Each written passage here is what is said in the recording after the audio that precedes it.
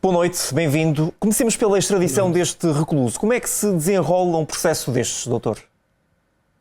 Bom, em primeiro lugar é preciso determinar se existe ou não existe acordo de extradição com o país onde ele foi capturado, neste caso de Marrocos.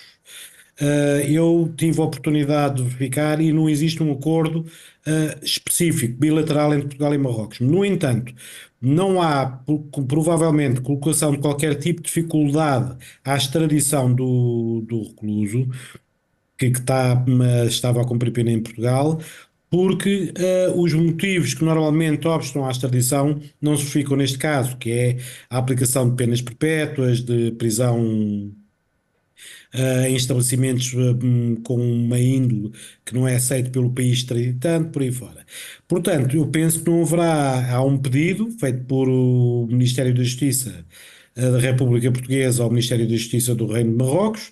Esse pedido é apreciado, em Portugal seria pelo Tribunal da Relação. Em Marrocos haverá uma entidade que irá apreciar, tal como o Tribunal da Relação, o pedido de extradição. Há a possibilidade do próprio detido se pronunciar, isso também é comum tanto em Portugal como em Marrocos, e depois, provavelmente, não existindo qualquer tipo de obstáculo, porque em Portugal não há prisão perpétua, não se aplica a pena de morte, não há trabalhos forçados, por aí fora, não há nenhuma daquelas coisas que normalmente constituem motivo para recusa de extradição. Evidentemente que o arguido será extraditado para Portugal, penso eu, sem qualquer tipo de obstáculo. E No será um entanto, processo demorado? depende do tipo de procedimento que existe em Marrocos. Eu não conheço a lei marroquina. Sei que em Portugal o procedimento é expedito. Expedito no sentido, comparativamente, bem entendido, com aquilo que é a demora normal de um processo judicial.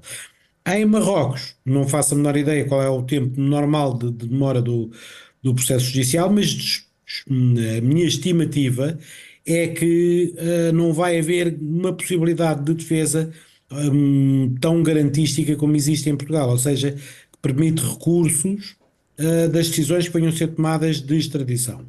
Eu tenho algumas dúvidas fundadas, e atenção que isto se trata de uma extradição para cumprimento de pena, que o Reino de Marrocos sequer chegue a colocar qualquer tipo de entrave. Provavelmente dá direito à pessoa para se pronunciar, o arguido pronunciar-se-á dentro de um prazo razoável e depois será a proceder-se-á à extradição. Isto de acordo com aquilo que seria em Portugal.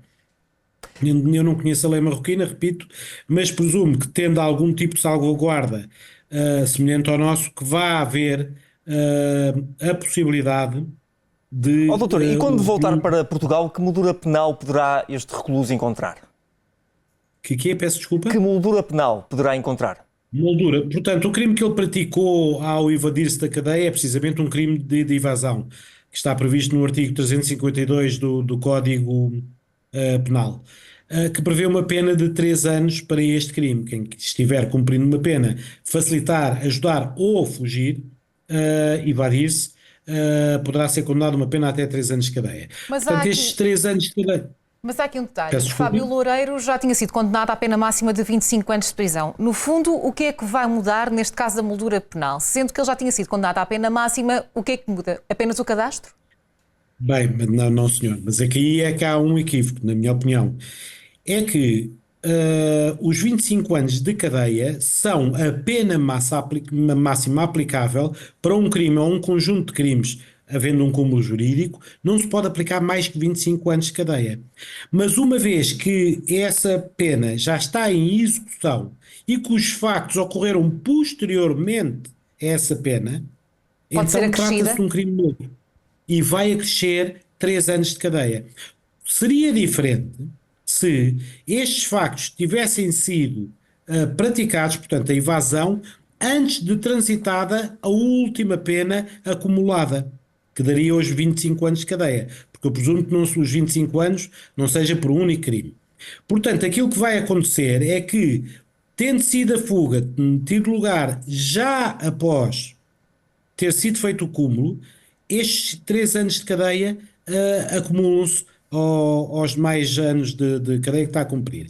Eu posso lhes dizer que os 25 anos são aplicáveis para uma única pena, o limite de 25 anos, ou para um cúmulo penal, não para uma pessoa que mata agora uma pessoa, cumpre a pena, depois de cumprir a pena, mata novamente uma pessoa, pode ser condenado sucessivamente a penas de 25 anos de cadeia. E o tempo Faço-me que entender. sim, e o tempo que este recluso teve em fuga poderá ter aqui alguma influência na eventual condenação, doutor? Não, aquilo que pode acontecer obviamente, que existem fatores que servem para mitigar ou agravar a culpa. Portanto, nós temos que perceber que a pena tem uma medida que é definida em função da culpa do arguido. Neste caso, por felicidade, penso eu, da circunstância, ninguém ficou ferido na fuga. Ou seja, não houve, como o célebre caso da fuga dos irmãos Cavaco, da Pinheiro da Cruz, várias pessoas feridas e até penso que terá havido alguns mortos. Mas, neste caso, não houve. O que significa que se trata apenas do mero ato de evasão.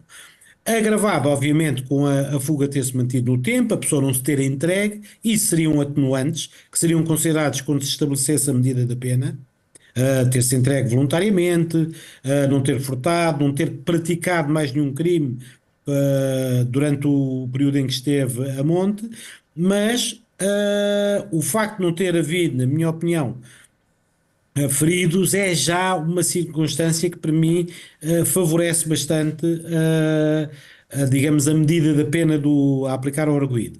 E depois haverá a quantidade de crimes que ele terá cometido.